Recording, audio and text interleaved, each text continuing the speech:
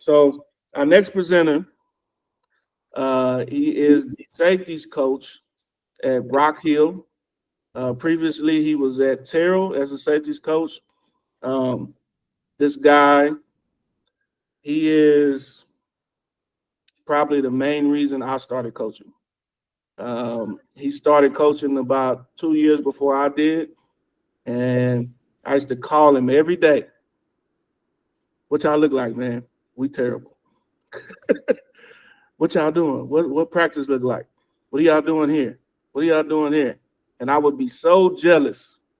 I'd be so jealous because he was out there coaching and I was working probations and I was working CPS at the time. And this guy, I played football with him in high school. Probably one of the most knowledgeable guys that I ever played football with. He knew everything from offense to defense. And, you know, he's a big influence for me in the coaching world.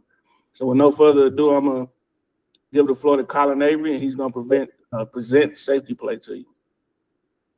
All right, thank you. I think I've seen Coach Smith left, but that was really some good stuff. I'm Collin Avery, the safeties coach. My presentation will be over at Terrell, which I was there for the last 3 years. I'm now the safeties coach at Rock Hill and Prosper ISD. A little background, played at Refugio. I wasn't on the state championship teams, still played at a high level, but played 2 years at East Central University in Oklahoma, and then essentially stopped going to school, worked in the oil field for 3 or 4 years, and then went back to school and graduated from UTSA. And then, you know, first job was I guess you can say defensive assistant with my mentor coach at Civil Steel. And then first job was Holdenville, Oklahoma. Second job, Wiley, Texas. Well, Wiley High, Wiley, Texas. And then first varsity job in Texas was at Terrell. And then obviously now I'm at Rock Hill.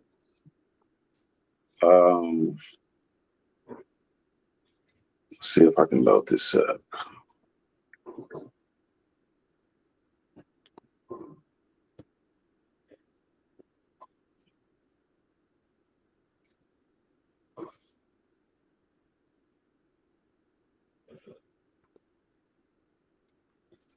All right, so again, I am the safeties coach. You know, all my life, you know, I've been or wanted to be an offensive guy. And then all of my jobs have been kind of catered toward defenses. So now, you know, fully invested on the defensive side. But I think that's helped me be a better defensive coach that, you know, all of my, you know, playing career was primarily offense with some defense. And then, like I said, all of my jobs were pretty much defense. So some expectations going in. So I'll try to make a presentation for my players, and that way we can get on the same page. And so communication on and off the field, you know, in my first year, I was hoarse literally for the whole football season, and I was a big yeller. And so then I had to, you know, go back to the drawing board and like, I can't keep doing it. Like, this can't be healthy. And so I started, you know, telling the guy closest to me and then making them tell it. And that way, if everybody's doing the same thing, then we're good. But if one person doesn't get the call, then that's how you end up with busted coverages or busted assignments. Be on time. If you're going to be late, communicate that with me, you know, trying to instill some accountability with the players. Be in the moment. Be where your feet are. Be present and ready. You know, every play is a new play. As DBs, you know, when you get burnt, everybody points the finger. When somebody gets behind you, everybody points the finger. You can have a stellar game, you know, 3 picks, you know, 10 tackles, whatever. But that one play that you get burnt, that's what people are going to see. So, like I said, you got to really have a quick train of mind and move on to the next play. Trust This is a big thing.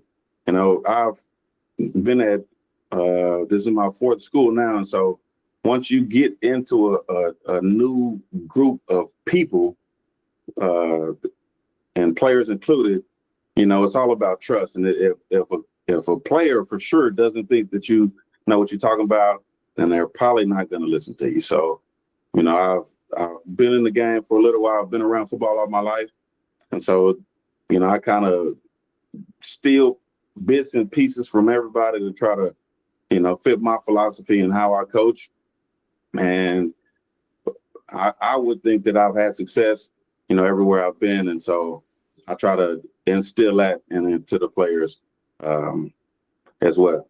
And then every day is an interview, you know, good days and bad days. You know, when you have a bad day, you know, you still ultimately have to make it a good day. And then, you know, you can keep that positivity and the good narrative for your name. And this is important for DB to let the down and distance dictate your technique. You know, if it's second and short, third and short, you're going to play different. If it's third and 15, you know, second and 10, first and long. So, you know, the shorter distances, you know, don't be so hesitant to you know, give up ground and jump routes. And then also if it's a you know, long distance, make sure that you play pass first, and then, you know, we can rally up and tackle. And then effort, you know, effort is one of those things that you can't coach. You know, if as long as you give me effort, you know, I feel like I can mold you into the player that you know benefits the team and that we want you to be. But if you don't give effort, then, you know, I'm not only having to coach and, you know, try to get you in the right position and do the right things, but also I'm having to coach effort, and, you know, that's something that I shouldn't have to do. So, like I say, I'm gonna skip through most of this. I send this out to all my players, and so if they need a reference or anything like that, they can go to it, and this tells them their alignments, things like that. As far as DBs go, as a free safety, you must be able to play both run and pass. Should be the deepest man in coverage and zone, be able to make tackles from sideline to sideline, and then be the last defender if a run breaks through the line of scrimmage. And then your down safeties and high safe in a 4-2-5, we didn't flip guys, and so some of our guys played down and some of our guys played high. So must be able to play both run and pass. Must redirect number 2. This is a big thing. I am a big hands-on guy because, you know, in today's game, you know, the athletes are bigger, stronger, faster. I'll just put it like that. And so if you get free releases, you know, up the seam, especially being a shotgun team, get the ball out quick, then they'll put you in space and put you in a bind quick. So if you can redirect that and screw up the timing of the offense, then it makes us a lot better on defense. And then same thing, should be the deepest man in coverage and zone, be able to make tackles sideline to sideline, and then have to set edge and keep contained. And I got a few clips I'll show you on that. So these are all our coverages. I'm gonna skip through this. This is how we would line up. So as safeties, start with the top left, 2x2. The guys in red are the safeties. You know, you have the down safeties, which they're both down since it's a balanced formation. Those guys will have number 2, and then the free safety is your cover 1 high guy or your free guy. Bottom left, this is cover 0. Down safeties have 2. Free safety, he matches 3 wherever he goes. Top right, again, that's cover 1 out of 3x1. We'll move that guy over, or you can move the backer out and then still have your free guy or your high guy who's a free safety. And then in red, same thing. If you bring the guy over, then he takes 3, and then free safety matches 4. Or if you bump it with the backers, then we'll end up matching 3, and then the backers stay in the box and he'll take 4. All right, in our zone, coverages. Top left. So this is our cover 2 or 3 or 4. I mean, however you want to say it. But so basically, we'll have 3 in the zone side, and then on the back side, we'll have number 2 man. And so depending where he is right now, I have him in the box. But if he splits out, he'll still have 2. And then if they're close enough, we can combo banjo, do that with the corner. Bottom left, this is our cover 4. We'll hip the wheel backer. So if it's a strong left, we'll hip the wheel backer, and then the wheel backer has the flats on the right. Other than that, we still got the 3 on to the strength, to the trips, and then the backside safety. He'll actually be high at 10 yards, and then he'll play his quarter from there. We have our green, which is our cover 3. So the corner sits on the backside, and then we'll basically roll it out. And then, like I said, we still got the 3 over the 2 on the left side. And then base blue is our cover 2. And so we got the 3x1 on this side. Both safeties will be high, and then the corners will jump. If both 1 and 2 push vertical, then the corners will drop underneath. So get into the drill. So footwork, and these are pretty much my everyday drills, but I'll switch them up depending on, what we need or what we can improve on, what we do bad that week. So 3-cone drill, W drill, and then, the kick slide step, which is some man stuff. I've updated my drills, and so we have a lot more in the progression, but for the most part, this is what it'll look like. So he's going to turn and run and break, and then if you notice, he's going to either tag up or he's going to finish. So we're going to work that every time. So usually if they finish, then you'll secure the tackle with one hand and then swipe with the other hand. So this is the first progression.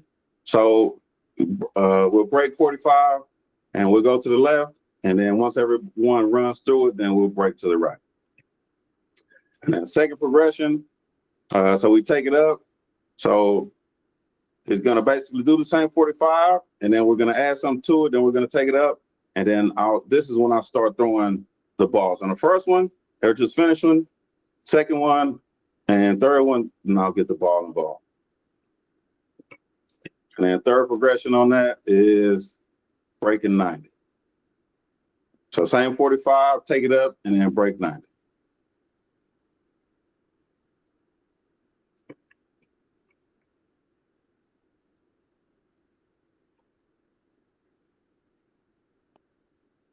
Yeah.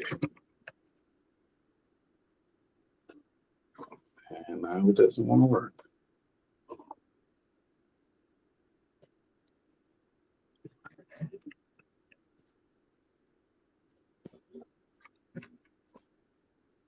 Let's get down. All right, so here we go. So you turn and run, and then break. And good coverage right here.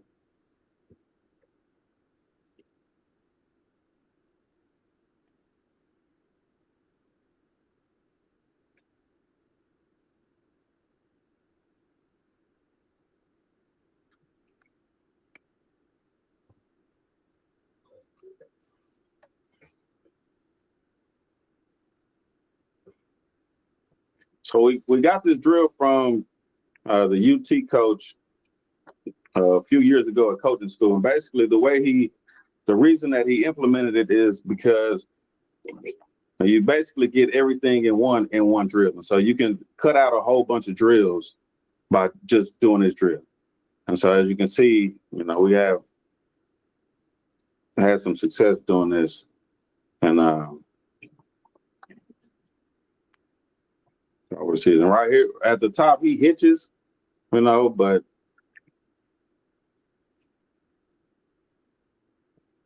take it. It's a PBU.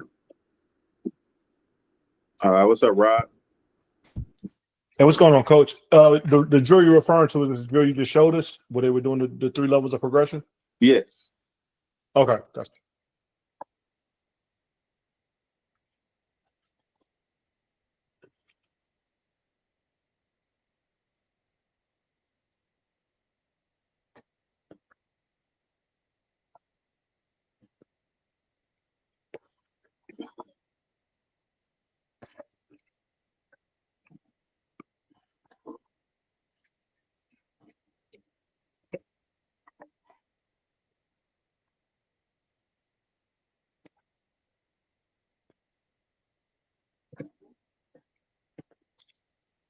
All right, so next drill. All right, so ball drills, like I said, I'll incorporate the ball on the back end of the 3-cone drill. And then this is DBR, or deep ball reaction. I just abbreviated. And so with this one, they're basically reading the quarterback's shoulder. So like I said, I only have a couple clips on this, but our progression is, so first one, we weave. Second one, we break 45. Third one, we speed turn. Fourth one, we can do straight 180. And then last one, then we break 90. So right here is break 45. I'm sorry, these clips are short. I made this before I actually kind of knew how to work huddle. And so I emailed the videos to myself. They're only like 3 seconds or 4 seconds. But so basically I'll flip them, 2 or 3 times or 4 times, depending on how much room we have. And then I'll throw the ball, and then they attack it at the high point and get it. So that's 45. This is speed turn. A lot of people don't swear by a speed turn, and which, I mean, I really don't either. But at the end of the day, if you have to speed turn to make a play, by all means, speed turn. I'm not going to tell you not to. And so I kind of have the philosophy of, I'm going to give you everything that you need in the game. And then whatever you feel that's comfortable for you doing, then that's what you do. And so this is straight 180.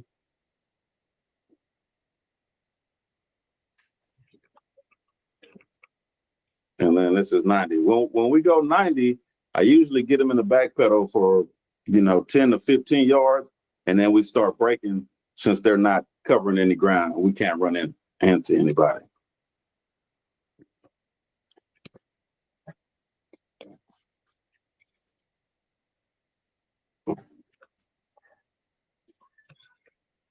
So here we go. Top safety on the hash here. Right here, working at 45. One ends up getting the pick.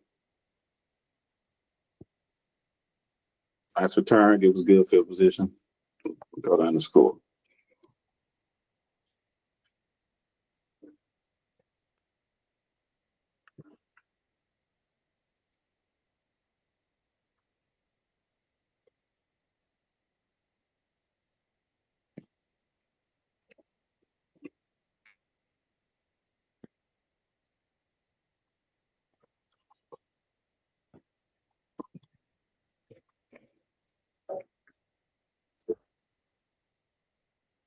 Here we go.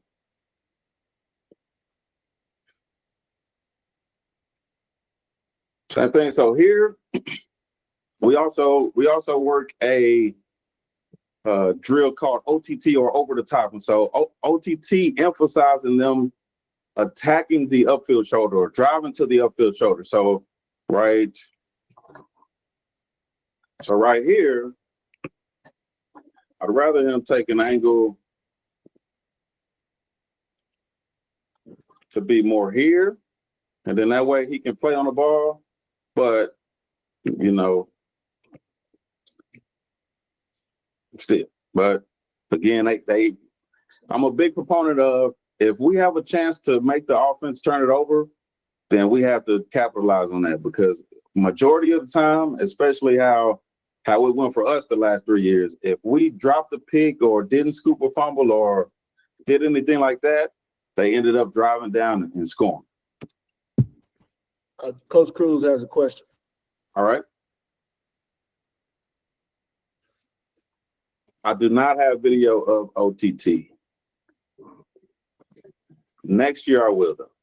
Next year I'll have a updated presentation on all of the progressions of my drills. But I can email you. I'll send it to Coach Frazier, and then Coach Frazier can get it to you. Yeah, we'll get that emailed out to you, Coach Cruz.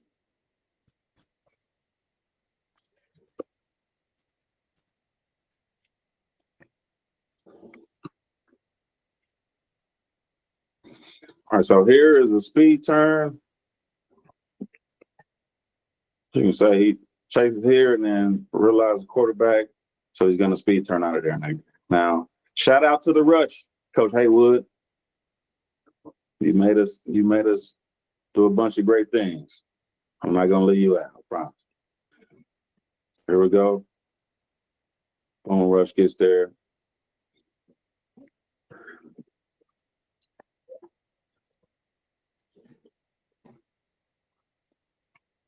That's another 45 getting off the hash. Bogus PI call. They're having to go back out there and play defense. So then we also do block destruction. So we have our shock and shed and then our block and react. So this is our shock and shed. So shock and shed, you want to be violent with the punch. They don't have pads on and stuff, so they're kind of sensitive, but really want to punch, and then you want to throw them. So we'll work that, go to the left side, and then we'll go through to the right side. So with the block and react, so we're going to work 2 blocks. So this block is just a base block. So he's just going to try to come kick us out. So right here, he attacks him with both hands. I'd rather him not. I'd rather him attack him with his near shoulder. But as long as he keeps his outside shoulder free, then I'm cool with that. Right here is not too bad, but once he makes, I'd rather him make contact and then hold his ground and not keep running upfield, because when you run upfield, then that naturally creates seams. So this is a base block. So second block is an arc block or a hook. So he's trying to hook us. So we're going to try to beat him to a spot and then not run upfield like he does. So well, he should stop here and then he should start squeezing that guy down instead of taking those 2 extra steps, because he takes those 2 extra steps and then that's 2 extra yards, and a 2-yard hole is a pretty big hole. So here we go. Safety here. Like I said, I'd rather him make contact with this guy. He doesn't, but he does make him cut it up. And, you know, we got people flowing. So 2-yard gain, 3-yard gain.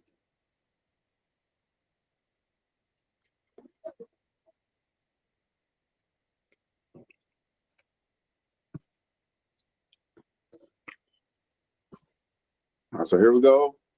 She kind of catches, but it still sheds him. Then on a tackle, and then he gets tackled off the, like, no flag call, which is crazy to me.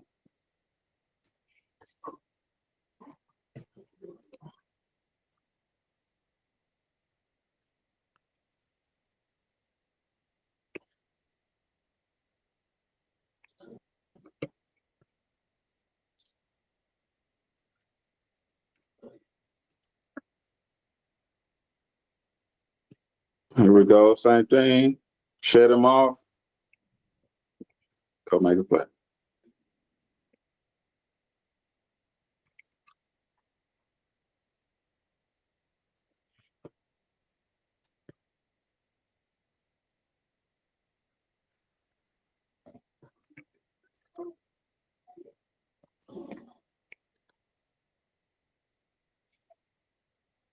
Here we go. So right here, he's essentially trying to hook him.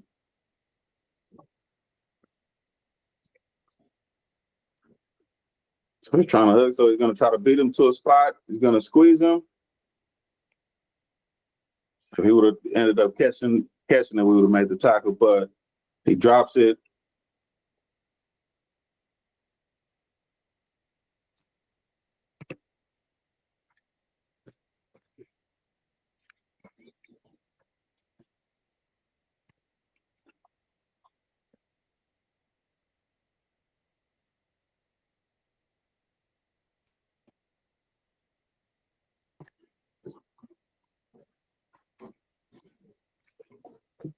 Really, the key thing with these is for them to not run upfield. So he holds his ground at the line of scrimmage, and he's on the play. I'd rather him pull him back instead of pushing him forward, and then it's a 2-yard gain instead of a 4-yard gain. But like I say, we still live to play another down on defense. That's really all you can ask for.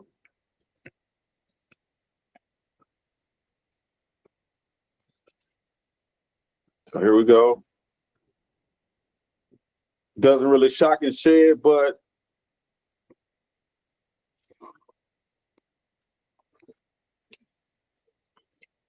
attacks him, squeezes him, ends up stripping him. Good return for the defense, good offensive field position to start out with.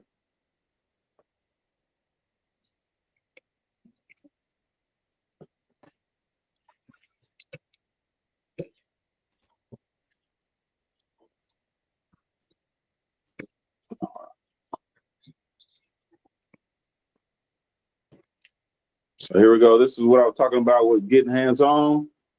If you get hands-on, screws up the timing by the offense.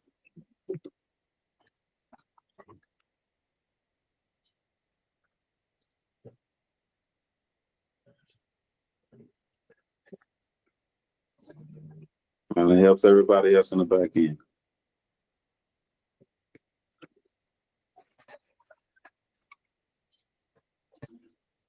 So this is just some basic phase drill.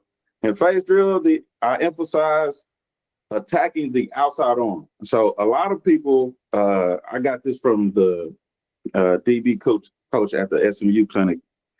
A lot of people just teach to break up hands, but if you pull his inside arm, majority of one-handed catches are to the outside end, and so essentially, if a quarterback can throw a bad ball and still have a good success or make completions a lot of the times, because it's more natural to catch a ball with your outside than your inside. So a lot of people don't catch balls like this, they catch them like this. So I emphasize what he said was, if I chop or disrupt the outside arm the majority of the time, then it's going to be an incomplete pass. That's kind of my blocking point. So the first one is in phase. So if you're already running, once he throws his hands up or his eyes get big, then you swipe. And then also we're going to put him at a disadvantageous position. And then we're going to start him out of phase. And then he's got to run and catch up and then basically get in phase and then make a play on the ball. As a DB coach, I tell my guys, once you get in phase, then you can look back. But until you get in phase, you really don't need to look back. Or if you want to peek, you can peek, but I'd rather you get in phase and then turn and look back at the quarterback. So here we go. We got some side-by-side reaction stuff. So right here, whatever way the quarterback turns, then that guy is on offense, then the back guy is on defense. It's imperative that the guy either secures the tackle, right, if he misses, or if you're going to undercut it, you have to pick it off. You can't let them catch it and not tackle. So that's pretty much a double negative. So right here, he undercuts it. He ends up picking it off, which is good. But if he was just trying to break up the pass, then he would need to swipe with his other hand. Just like that.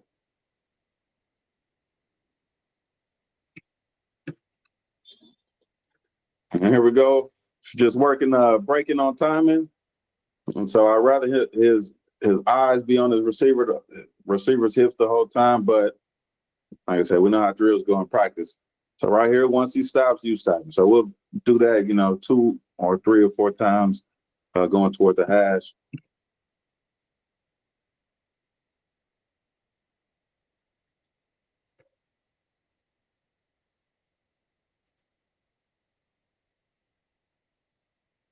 This essentially will be the OTT drill. And so if you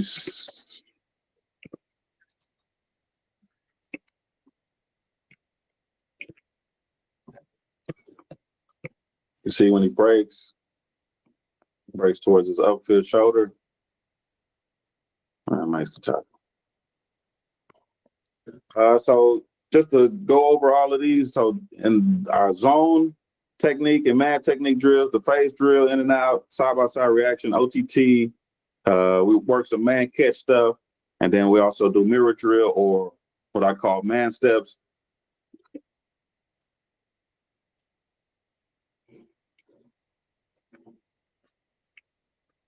And here we go. Break upfield shoulder. Breaks to his upfield shoulder. The quarterback's not going to throw.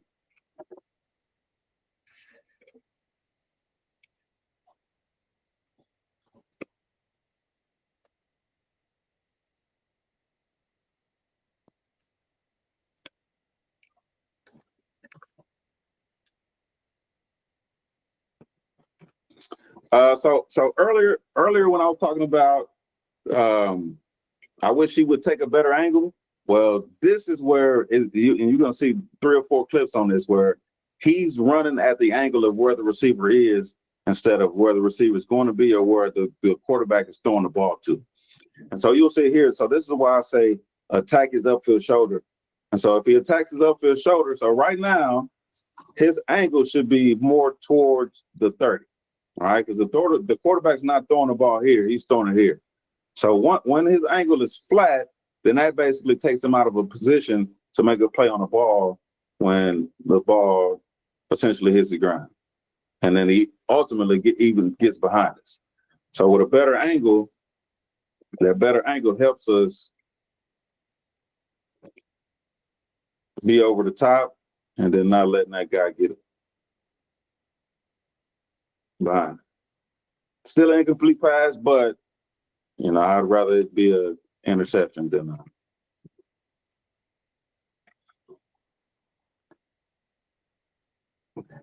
incomplete. So here we go again. Same game, same player. See how he goes lateral.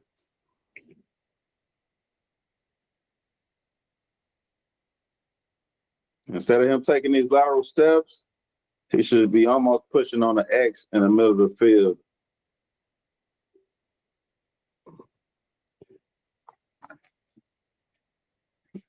Granted, again, incomplete pass, but, I'd rather us have an interception right there than giving our offense the ball than us playing defense again. So then we had a tackling circuit, so we tackled every day, Monday and Tuesday. So my drills was a 2-way goal, and then you put them back to back, basically having to do the same thing. But ultimately, we had 3 stations. So you had your ankle tackle drill, your sideline tackle, and then your open field tackle. So my station was open field tackle. So that's what I have on here. So basically, set up 4 cones, and then boom, put them through there. I got to make the tackle. So the thing with open field tackle, there is not a, there is not a perfect open field tackle. As long as you get them down, I could care less what it looks like. Whether you, clip a shoestring, whether if it's a big hit, whatever it is. But the open field tackle, like I say, I'd rather you just get them down versus it be, head on the shoulder, near hip, all of that. I don't care.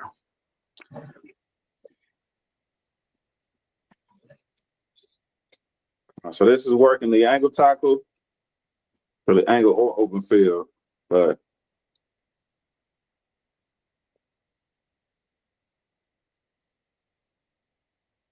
get them down for a tackle for loss.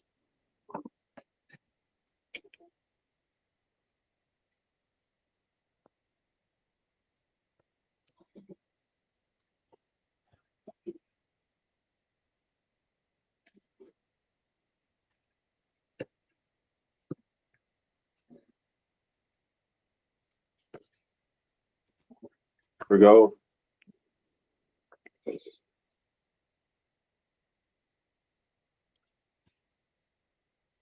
I'm out to the sideline. Good play.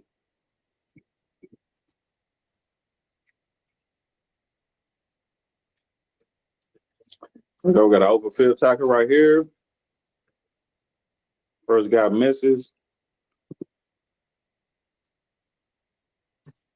And we're there to clean it up.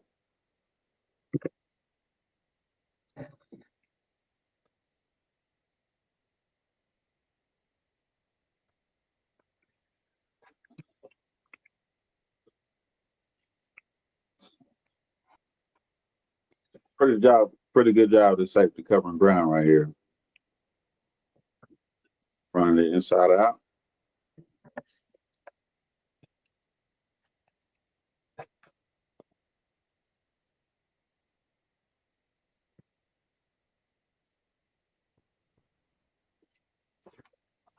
Now, the play really shouldn't even happen. So if you watch this guy here, all right, one, he's hopping, but two, remember that block and react drill? He's already outside leverage, so he's essentially trying to hook you. So he should beat this guy to a spot and not get hooked. Luckily, we had some pretty good fitting guys, but could have made it a lot easier on the guys in the back end if he would have just did his job.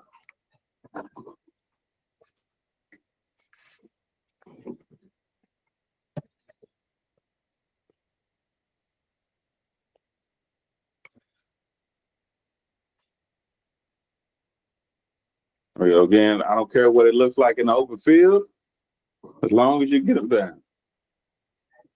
All right, he kind of slips, but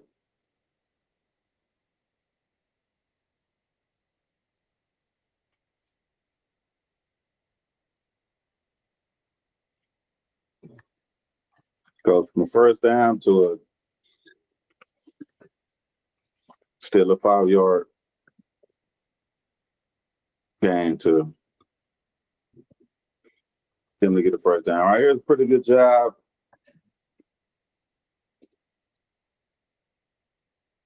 I say open field, don't care what it looked like. Right here, just happens to be a big play or a big hit. Get him down to the ground.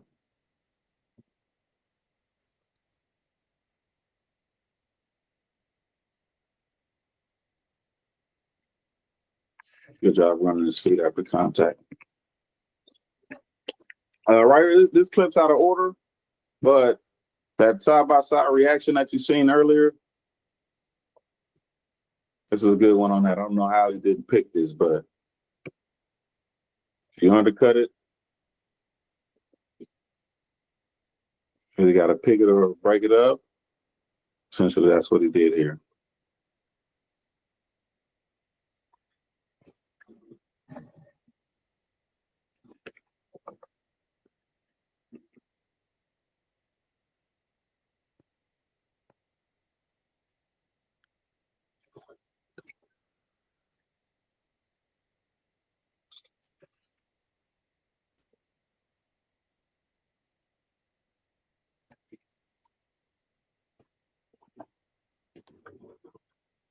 Right here, open field. I don't care what it looks like as long as you get them done.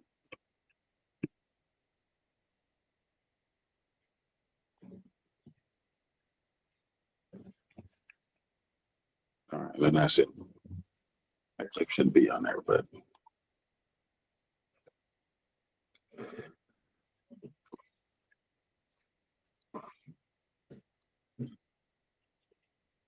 All right, any questions?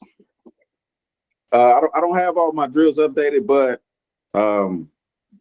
like I said, once I start at Rock Hill, I'll record those guys and then get it in huddle. And then, but this one, like I said, I recorded it on my phone and then tried to email it, but I had to basically condense the videos to 3 seconds. So that's why it was looping quick like that. But I'll actually do it on huddle and then I'll get those drills and all the drill progressions and all of that. And I'll get that out to you. And then I'll get some game footage if I can to get it to you. I have a question. Yep. What do you look for in a safety? Like, what is a safety's mentality? What are you looking for when you see a freshman walk in and say, okay, this kid can play safety for me?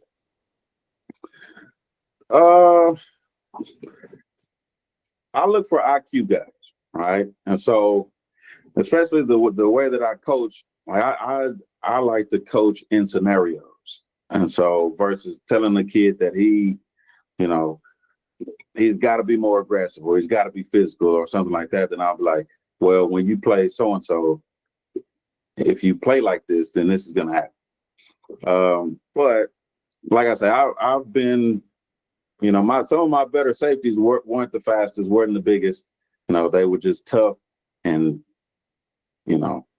were smart football players. So that's pretty much it. I mean, I don't have a set. Like, I feel like me as a coach, I'll get them ready.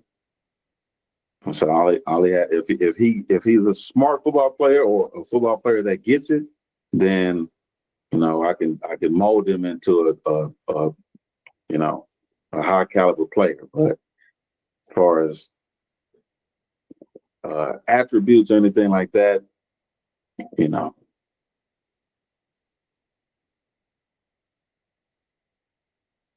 don't really have a set attribute.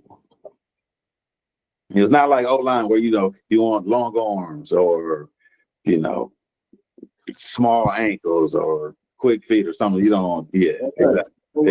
All ankles. I want a big old ass, and I want you to be able to move. Goddamn. Yeah. It's not like that for defense. Defense, if I got a guy that can go out there and wants to tackle, I'll take it. Not really picky.